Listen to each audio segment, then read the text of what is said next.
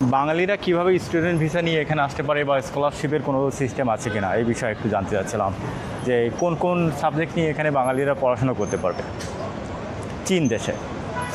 এখন দুইটা ওয়ে আছে, একটা আপনার এজেন্সির মাধ্যমে আসতে পারবে, দ্বিতীয়টা নিজে নিজে অ্যাপ্লাই করে আসতে পারবে। তা নিজে নিজে এটা একটু হার্ড হয়ে যায়। ফার্স্টে একটা ইউনিভার্সিটি সিলেক্ট করতে হবে, সেখানে তাদের ওয়েবসাইটে যেয়ে ওখান থেকে অ্যাপ্লাই করতে হবে যদি কেউ নিজে নিজে আসতে চায়।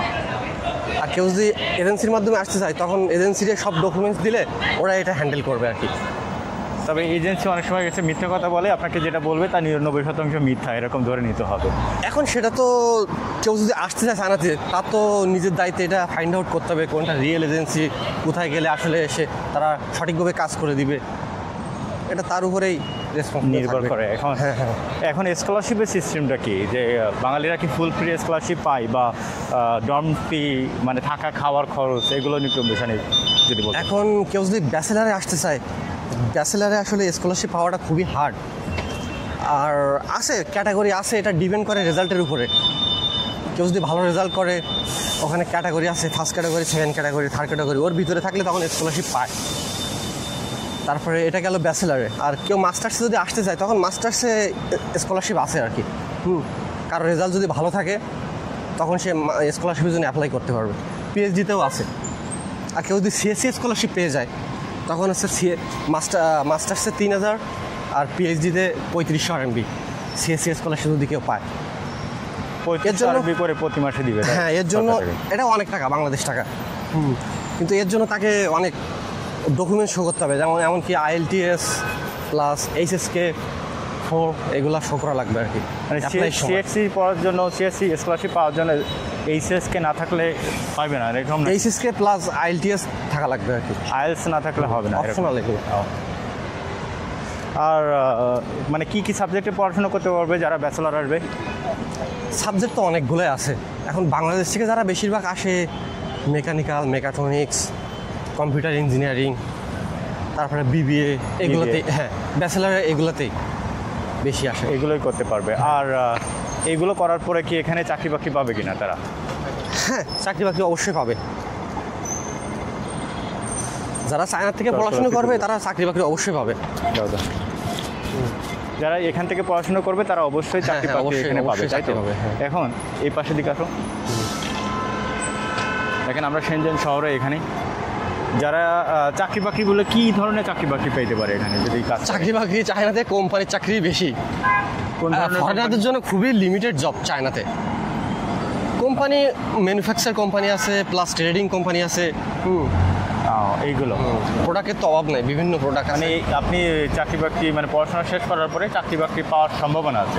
অবশ্যই অবশ্যই, যারা চায়না থেকে পড়াশোনা করে অবশ্যই তারা চাকরি বাকরি পাবে। সবাই যে পাবে সেটার নিশ্চয়তাও নাই, কারণ এখানে অনেকেই পড়াশোনা করে, অনেকেই চাকরি বাকরি পায় না। হ্যাঁ হ্যাঁ, এরকম আছে, বহুত লোক আছে যারা পড়াশোনা করে চলে গেছে। তবে এখান থেকে পড়াশোনা শেষ করার পরে ইউরোপ আমেরিকাতে যাওয়ার সম্ভাবনা কতটুকু? এখান থেকে যদি কেউ পড়াশোনা শেষ করে সে কি ইউরোপ আমেরিকা বা অন্য কোনো দেশে? অবশ্যই অবশ্যই অবশ্যই, তার জন্য ইজি কিনা? হ্যাঁ হ্যাঁ, অবশ্যই ইজি, তার জন্য সেটা অনেক ইজি হবে আর কি। মানে আপনি যদি এখান থেকে পড়াশোনা করেন বা চাইনিজ একটা ভিসা থাকে বা স্টুডেন্ট এখান থেকে এখানে, তাহলে এখান থেকে বাইরের দেশে মুভ করা অনেক ইজি আর কি। চায়না খুব সহজে ইউরোপ আমেরিকা থেকে চলে যেতে পারবেন ওইদিকে। তবে এইখানে সেটেল হওয়ার কোনো চায়নাতে সেটেল হওয়া খুবই হার্ড, পার্মানেন্টভাবে সেটেল হওয়া অনেক সম্ভব না, তাই তো? এইখানে সেটেল হওয়া সম্ভব না। মানে এখানে আপনি যদি 20 বছরও থাকেন তাও সেটেল সম্ভব না। ইউরোপ আমেরিকাতে যেমন 4-5 বছর থাকলে একটা সম্ভাবনা থাকে, একটা নিশ্চয়তা থাকে। চায়নাতে এরকমটা নাই। চায়নাতে আমি 11 বছর 12 বছর প্রতি বছর ভিসা রিনিউ করতে হয়। ব্যাস।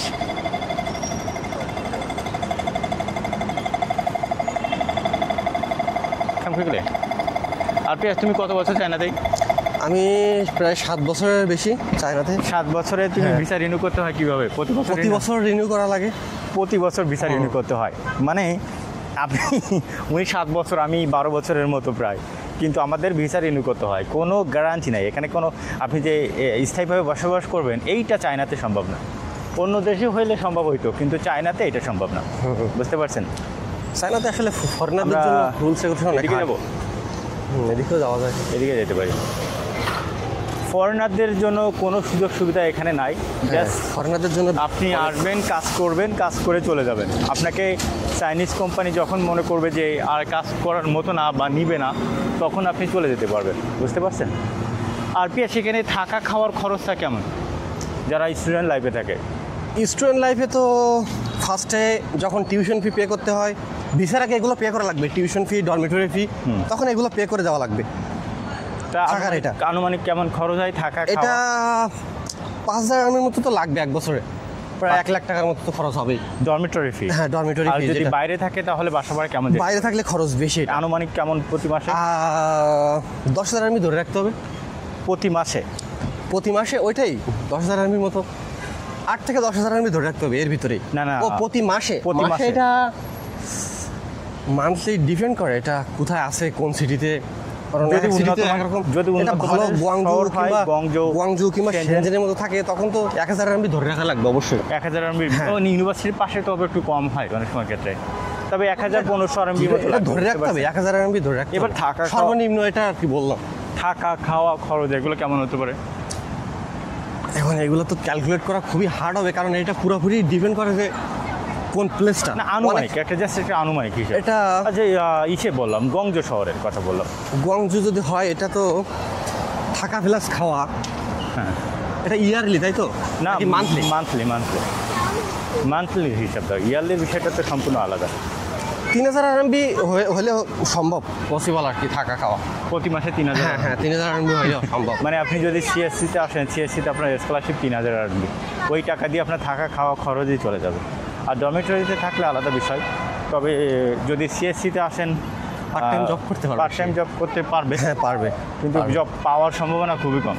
এখন ফার্স্টে যদি কেউ চায়নাতে না থাকে, সে যদি ফার্স্টে বাংলাদেশ থেকে আসে, তখন তার জন্য এটা হার্ড হবে, কারণ সে তো কমিউনিকেটই করতে পারবে না যখন জব প্লেসে যাবে। আর জব প্লেসে গেলে তো কলিগদের সাথে অবশ্যই কমিউনিকেট করা লাগবে না, আর তখন তো চাইনিজ ছাড়া তো অত চাইনিজেই কমিউনিকেট করা লাগবে, তখন এটা তার জন্য হার্ড হবে। যখন সে ইন্টারভিউতে আসবে, তখন বস যখন দেখবে যে না, এ তো চাইনিজ কিছুই পারে না, তখন ও বলে দিবে যে না, আসার দরকার নেই।